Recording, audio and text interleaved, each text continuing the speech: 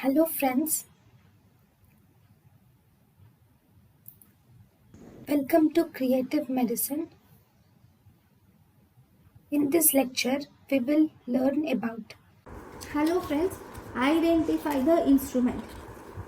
So this is actually Veress needle. It is Veress needle.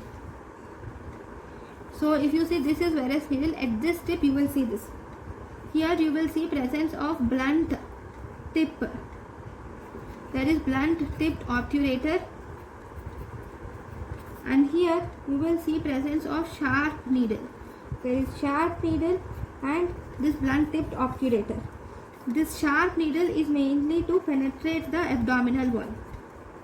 This is to penetrate the abdominal wall, whereas the blunt tipped obturator, it is mainly to prevent iatrogenic injury. It is to prevent iatrogenic injury is blunt tipped obturator.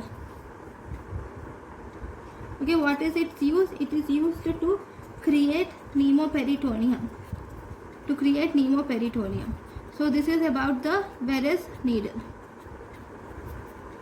Thank you. Thank you and thank you for watching.